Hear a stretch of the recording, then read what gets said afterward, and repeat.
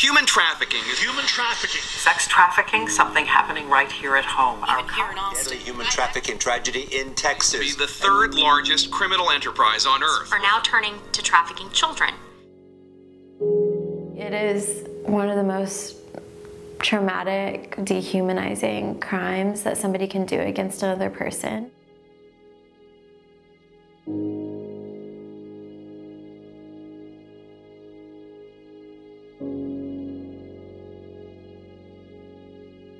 They are estimating that there are 79,000 youth and minors who are victims of sex trafficking in the state of Texas.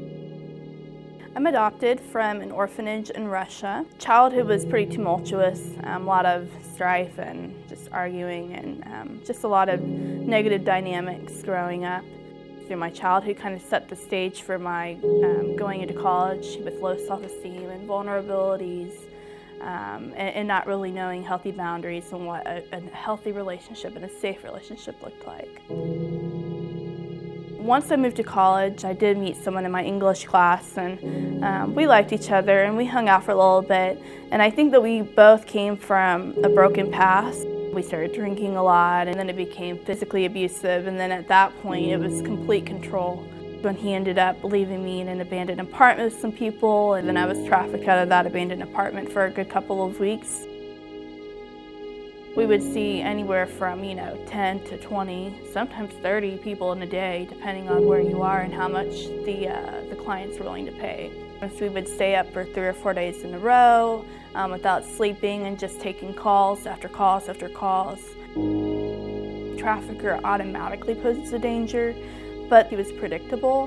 The tricks themselves, you really don't know who's walking up to your door. That could be anybody and everyone. Oftentimes we would have buyers that were under the influence or drunk or sex offenders. I actually tried to run away a couple times, and he would find me and beat me up. It's very difficult to walk away from a situation like that. Our mission is to activate local communities to fight human trafficking through prevention, professional trainings, and survivor advocacy. The road to recovery is not easy after being trafficked. A lot of depression and suicidality, a lot of addiction, because that's been used as a coping mechanism and a survival mechanism within trafficking. Traffickers prey on vulnerabilities, so kids who are experiencing homelessness, who are running away from difficult situations at home, people who have a history of sexual abuse. Also, traffickers will kind of lead like a breadcrumb trail for victims so that they're making little choices that they think are their own choices, but he's the one trafficking her and she's the one who's a victim of it. But I think that's one way that traffickers build that victim blaming and shaming to where they really do believe, I guess I chose this, I guess this is just who I am. It's really hard to step outside of yourself when you're in that abusive situation to say, okay, this is, I am a victim, I need to get help, conditioned into this lifestyle. So they think it's normal and that they brought it on themselves, or they're the ones who walked into the car or decided to maybe go into the strip club and just strip it. That's all they were going to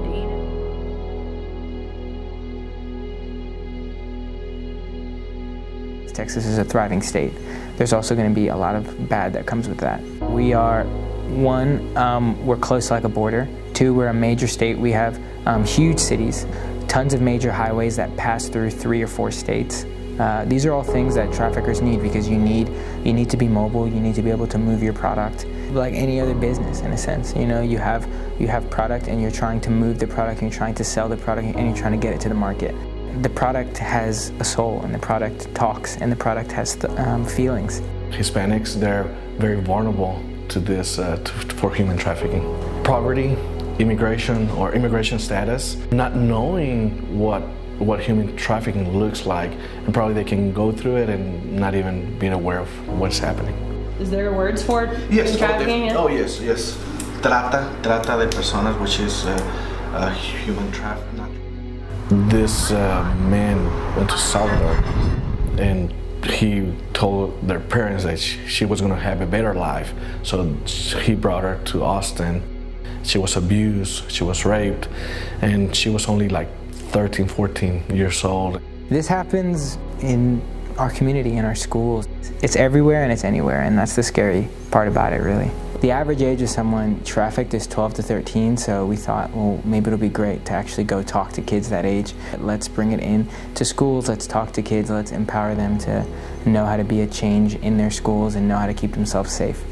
We're becoming an increasingly social media-based online culture. And we are always surprised to see how many middle school students are communicating with adult men online. And in less than 24 hours, they're being sold on Backpage.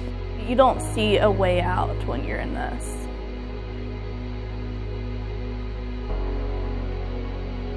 UnBound met with me in jail, which is a further indication that they really did care, because they were willing to meet me in jail and see me at my worst.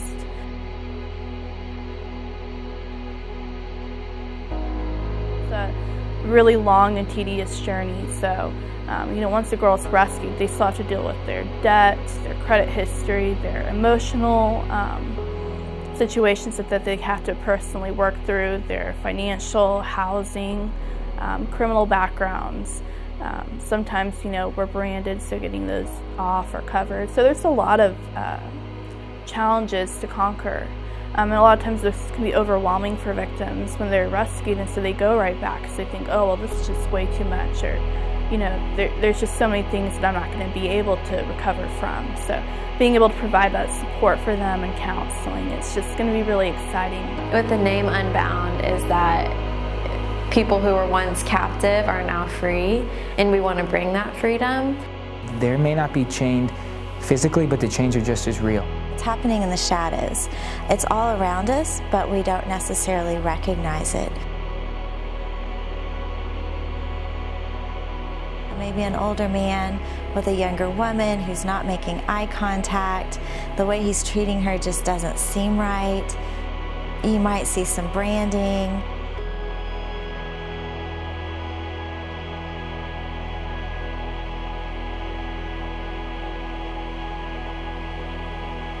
Our communities are wanting to respond, and when we go speak in schools or do outreaches, people want to get involved. We can't just shift the responsibility to law enforcement. It's going to take everyone being aware and being involved.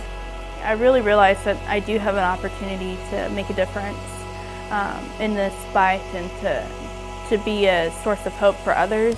Fresh start and a new identity, their own identity that they get to choose. People here and all across Texas and all across the country who really do want to help and be there.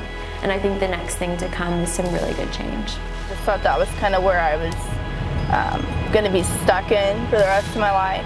I'm just in awe, quite honestly, even now that I'm here in school, working for UnBound, reunited with my family. I mean, it's just really amazing to see how far I've come, and, you know, if I can get through being trafficked, then I can get through anything.